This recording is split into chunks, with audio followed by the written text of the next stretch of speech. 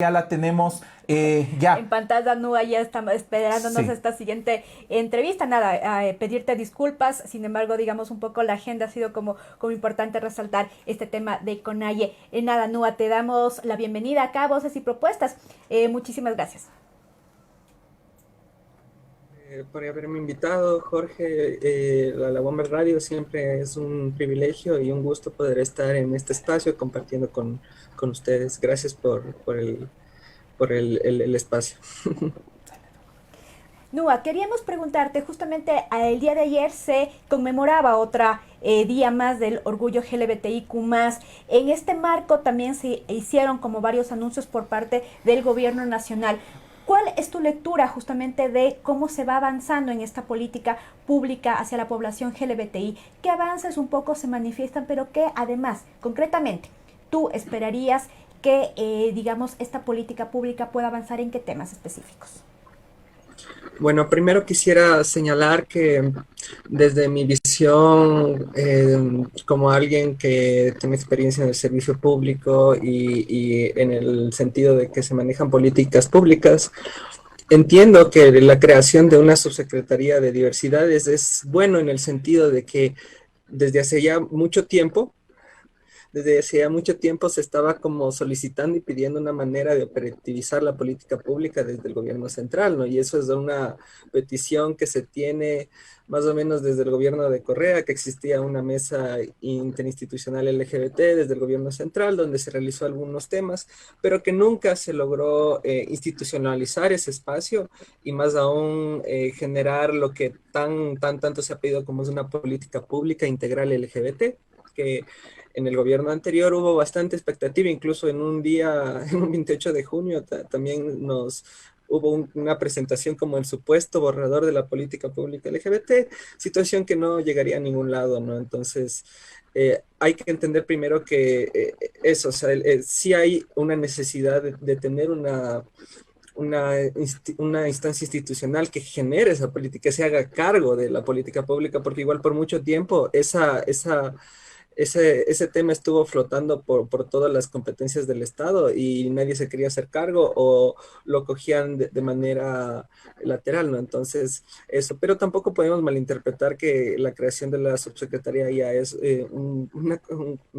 como un logro que ya completa esta deuda que tiene la sociedad y el Estado con la población LGBT, porque es justamente la política pública lo que falta, esta política pública integral.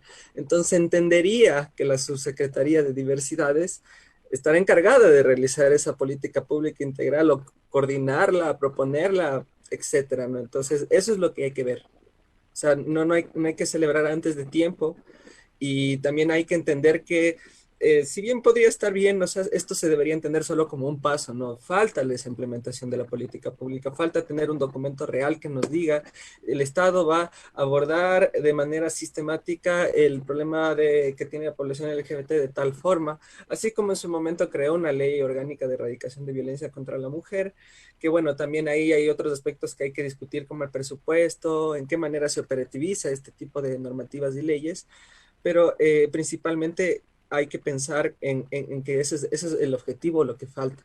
Y ahí hay muchos temas que hay que ver, pensar la identidad, la salud, el trabajo, etcétera, ¿no? Que tal vez creería que se puede trabajar en este gobierno, o sea, bueno, realmente como está comenzando, se entiende que se manda una imagen institucional como que se podría trabajar todo, ayer pintaron, incluso prendieron las luces de Carón de LED y todo eso, pero como te digo, estos tipos de cosas más generan una expectativa mediática, una expectativa social, pero no puede quedarse ahí. O sea, si es que si nos quedamos ahí, simplemente la deuda sigue pendiente y eso es algo que tenemos que estar vigilantes, ¿no? Entonces yo principalmente lo que he escuchado que ha tomado bastante fuerza estas temporadas del tema laboral, igual con una serie de problemáticas que han enfrentado bastantes personas trans dentro el contexto social, las mismas compañeras de la Pacha Queer que Ujú. se les vieron cerradas su emprendimiento. El día de ayer estábamos en una entrevista y justamente decían que era parte de una violencia sistemática Ujú. donde básicamente eran botadas de todos los espacios que ellos habitaban y criminalizadas y Sí, no, patologizadas, ¿no? perdón, y justo del tema laboral hablaremos en unos segundos. segundos nada más, porque entre las exigencias, el acceso a trabajo digno, la garantía de derechos laborales, principalmente para personas trans, hay un reto que no se ha cumplido desde la política pública, una responsabilidad más que un reto, una responsabilidad desde el Estado ecuatoriano. Pero quisiera cerrar solo en términos generales en la política que ha establecido y en el discurso que ha establecido este nuevo gobierno.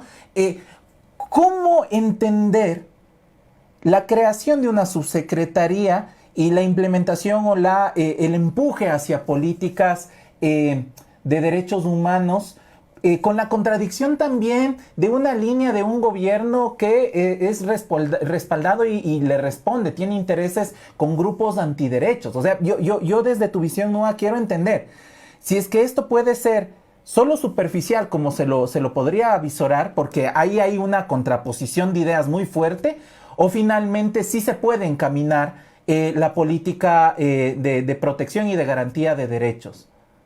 Bien, ahí, este sí es un tema un poco más complicado y ahí sí yo tengo que darte mi visión como socióloga y como funcionaria pública también. Si bien hay visiones claras o discursos marcados que vienen desde las altas instancias, las autoridades, los poderes, los grupos de poder, etcétera, también hay el aparataje institucional funciona de una manera compleja, ¿no? ¿Y a qué me refiero? Porque también podríamos decir el gobierno de Correa también en cierto punto tenía un acercamiento con visiones totalmente conservadoras que le hizo llevar a hacer cosas como Plan Familia, etcétera, ¿no? No obstante, a lo largo del proceso hubo ciertas acciones, ciertos temas que podríamos pensar o tomarlo como una acción progresista de derechos humanos y uno se pregunta cómo es eso posible, porque el Estado también es complejo, ¿no? En el Estado no solamente no están ejerciendo solamente las autoridades electas, ¿no? Sino también un sinnúmero de funcionarios públicos que muchos también tienen años en instituciones y años trabajando temas, ¿no? Y eso a veces es lo que permite que se realicen cosas, ¿no? Por eso yo soy muy peleada cuando se habla de las victorias que sucede en algún gobierno, se le atribuye siempre a esta persona, al presidente, al Correa, lo que sea, cuando realmente muchas veces tiene que ver otros factores como la presión social, la presión de las personas que están dentro de la institución pública, etcétera, ¿no? Entonces, sí, evidentemente podría ser que hay un cierto y claro discurso conservador marcado dentro de los espacios de poder que ahorita están ocupando la institución del Estado, ¿no? Eso podría ser, es cierto, ¿no? Pero eso no quita que podrían haber ciertos tipos de acciones y temas que avancen, ¿no? Bueno, ahí es cuestión de ver qué es lo que sucede, ¿no? O sea, no es tan sencillo de decir, y obviamente sí genera presión, no voy a decir que no.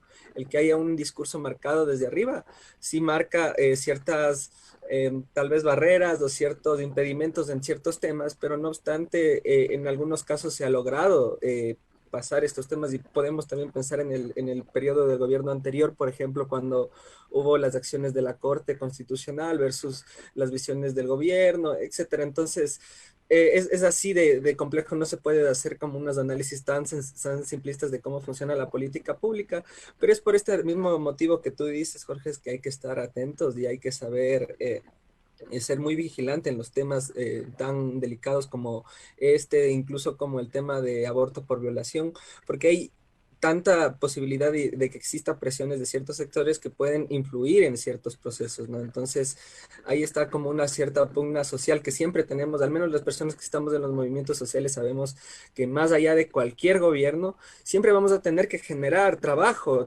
de base, en diálogo con las instituciones, de exigirles a las instituciones, y eso es algo que nos toca a veces, sea del gobierno que sea de derecha, izquierda, incluso si nuestras visiones son marcadas también desde el lado de la izquierda, desde el lado social, derechos humanos, muchas veces nos toca confrontarnos con las instituciones para exigirles estos temas, ¿no? Entonces, por ahí yo le veo un poco el asunto, no le diría ni que va a pasar esto, va a pasar este otro, sino que hay que seguir generando trabajo y ver ahí qué sucede, estar Ujú. vigilantes y expectantes a lo que pueda pasar. Ya lo mencionabas tú que una de las deudas del Estado ecuatoriano en general, sobre todo con la población trans, es el acceso al trabajo y sobre todo por los estigmas que existen, ¿no es cierto?, de que solo ciertos trabajos están asignados para esta población. Coméntanos un poco justamente cuál es la situación en cuanto al tema del acceso al trabajo para la población trans.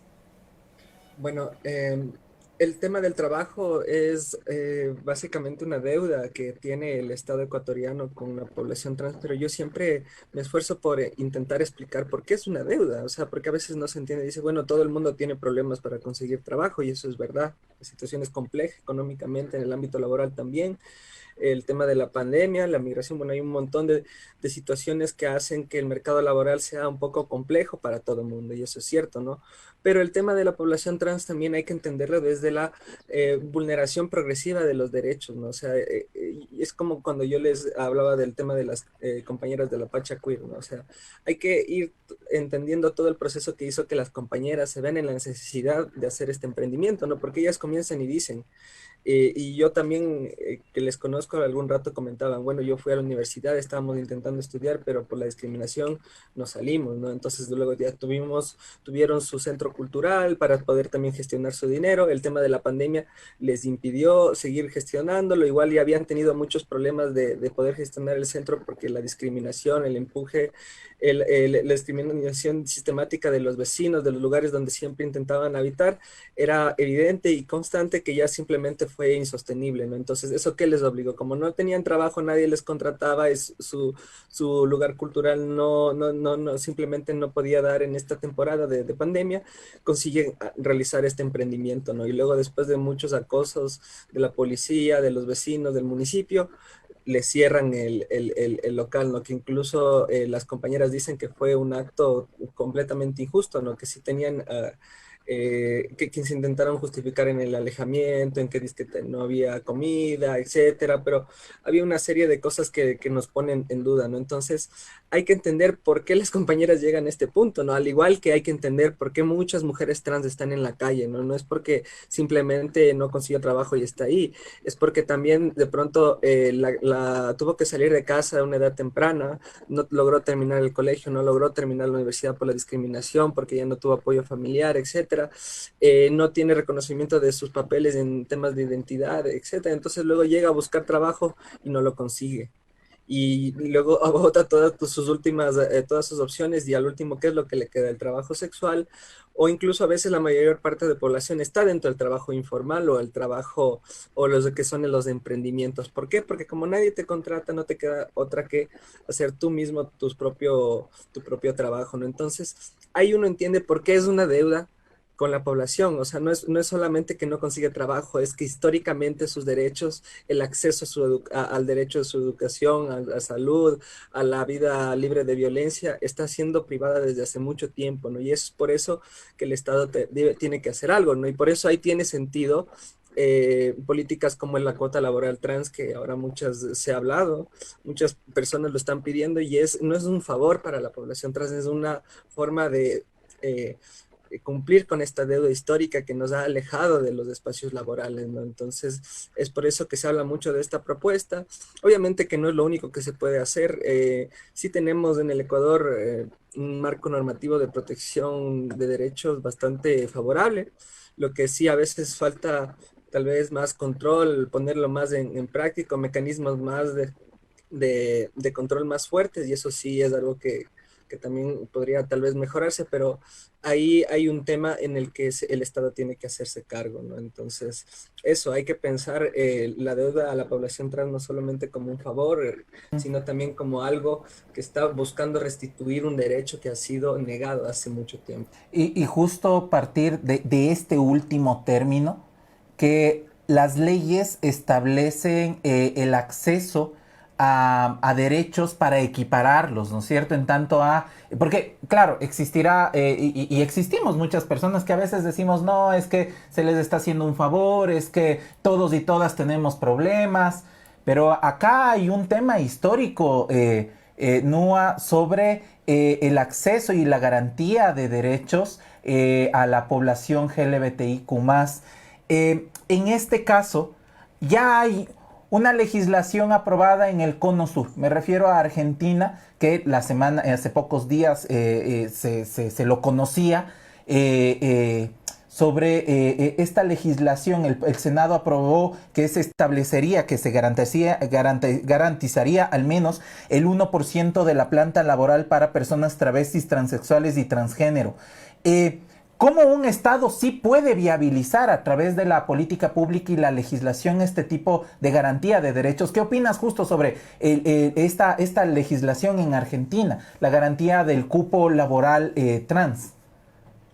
Bien, lo que me parece es que es bastante bueno que el Estado busque esta manera de restituir los derechos de las personas trans y también quería no dejar también sin pasar de comentar, por ejemplo, la situación de las compañeras de la Cochinelli que también están haciendo una denuncia contra el Estado, justamente por reparar sus derechos que han sido violados. Muchas de ellas actualmente están completamente precarizadas y vulnerables justamente a todo este proceso que han vivido socialmente. Entonces, ante eso, el Estado justamente debe crear políticas como lo que sucedió en Argentina, el cupo laboral trans, que ya es algo que se había peleado desde algún tiempo y que es, nuevamente repito, no es una victoria únicamente del presidente, sino también es una victoria principalmente de la población LGBT, de la población trans del movimiento travesti de Argentina, y hay que verlo así, no es un regalo, es un producto de una lucha, ¿no? Y me parece muy bien,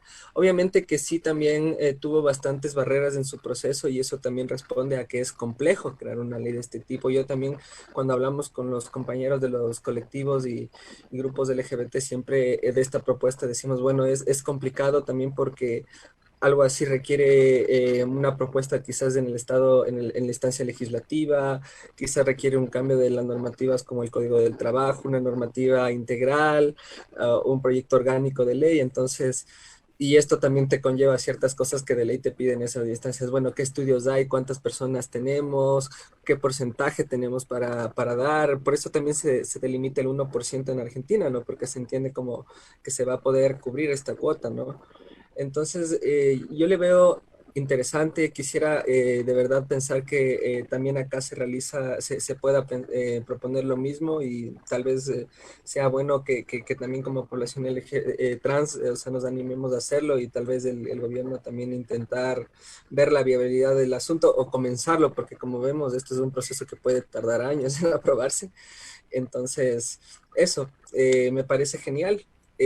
Obviamente entiendo que tiene muchos temas que tocarán verse y también ahí es por eso que yo insisto que tal vez es un proceso que debería comenzar a analizarse ya. Y sobre todo, o sea, pensar que es una deuda, o sea, por eso quise hacer un énfasis en toda esta explicación de por qué es importante este tipo de políticas, ¿no? No es, como tú dijiste, no es que se nos está dando algo de regalo, sino es que se nos está dando algo que se nos debe, algo que históricamente, estructuralmente se nos ha negado y eso nos genera una desigualdad que se vive actualmente. Preguntarte qué otros temas de dentro de la agenda de la población trans, de la población LGBTI en general, son ahorita como pendientes y necesarios, sobre todo ponerles atención. Bueno, yo creo que casi todos los temas son urgentes, pero sí tal vez podría mencionar uno o al menos dos. Pues me gustaría decir sobre el tema de la salud, que también falta desde el Ministerio de Salud, incluso se han creado manuales desde hace mucho tiempo para la atención a población LGBT y no ha habido una correcta implementación. Y otro tema que es uno de los más grandes quizás es el tema de la identidad, ¿no? Recordemos que todavía no es completo el derecho de identidad dentro del Ecuador y eso también lo está consciente la Corte Constitucional que ya le mandó a la Asamblea mediante dos dictámenes a que cambie la ley, que todavía no se ha hecho nada desde el espacio legislativo. Ellos tienen ahorita un nuevo periodo de 4 años para tener esa oportunidad de hacerlo. Nuevamente volvemos al tema de, bueno, cada gobierno, cada etapa tiene sus posibilidades, entonces veamos que si es que sucede algo con eso. Yo quisiera que tal vez es un tema que se lo tome principalmente atención, porque ya ha sido un tema que también se lo ha trabajado mucho en la legislación ecuatoriana y no ha sido completamente respondida, ¿no? Entonces, por algo, todavía tenemos muchas personas trans que tenemos problemas con el tema de homologación de datos y bueno, estos meses también creo que ha habido bastantes casos. A mí también hace unos meses me pasó un problema con la Agencia Metropolitana de Tránsito. Unos compañeros de la Universidad Central no pueden obtener su título por sus datos. Otro compañero en Guayaquil, en cambio, no se le homologaban sus aportaciones al IES, o sea, cosas que podría parecer que no tienen que estar relacionados uno con otro, pero están relacionadas con el problema de la identidad, el manejo de datos y la homologación de nuestros datos civiles, ¿no? Entonces, un tema ahí pendiente que ha sido tal vez minimizado por algunas instancias, pero que esperemos, porque también recordemos que la Asamblea tiene ese pendiente y esa obligación que ya le mandó la Corte Constitucional. Esperemos que den atención. Tenemos, Nua, para cerrar, una pregunta que nos llega por redes sociales, si es que nos pueden como ayudar, este tema de los consejos nacionales para la igualdad. Hay uno específico para diversidades. Crear otra instancia como la Subsecretaría de Diversidad no provocaría estancamiento o duplicación de funciones, o se podrían complementar. Bueno, ahí hay que entender las competencias y atribuciones que tiene cada institución, ¿no? Si bien el Consejo Nacional para la Igualdad de Género tiene un consejo consultivo, hay que tener en cuenta que los consejos nacionales tienen una categoría de institución consultiva, que es lo que quiere decir que generan lineamientos de política, agendas nacionales para la igualdad, incluso pueden generar asesoría para la creación de política pública, pero su función no es hacer política pública en sí, sino es coordinar, ayudarte en los temas de análisis o generarte opiniones y lineamientos sobre temas, ¿no? Por ejemplo, en la pandemia hubo unos lineamientos para la atención al margen de la pandemia del COVID-19 con enfoque de género, ¿no? Entonces, eso es lo que hace el Consejo Nacional para la Igualdad de Género, y se subentiende que los consejos consultivos, que sí hay un consejo de diversidades que tiene como de 5 representantes de distintas poblaciones, no me acuerdo ahorita cuáles nomás, mediante esas opiniones consultivas realiza esos lineamientos. Eso se supone que es en teoría. Ahora, la Subsecretaría de Diversidades se entendería que ya es algo más operativo. Por eso también yo te decía que se entiende que ellos estarían encargados de crear esa política pública LGBT, que es una deuda del Estado hacia la población LGBT.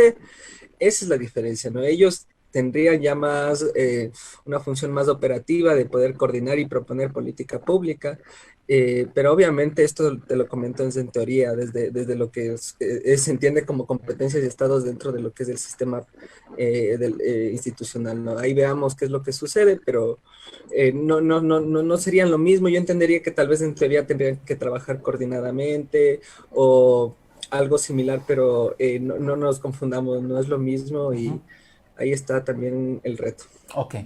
Muchísimas gracias, Nua. Te enviamos un gran abrazo. Sabemos que ayer estabas de cumpleaños y te vamos a abrazar doble por el cumpleaños también. Y comprometerte a estos análisis son muy importantes, indispensables, sobre todo que no quede como en la cáscara, en lo superficial. Es importante conmemorar la toma del espacio público, el Día del Orgullo, pero ir más a fondo y seguir exigiendo estos derechos es importante, y desde acá, desde Wambra, colaboramos con eso también. Te agradecemos, Nua. Muchas gracias. Gracias por la invitación y buen día.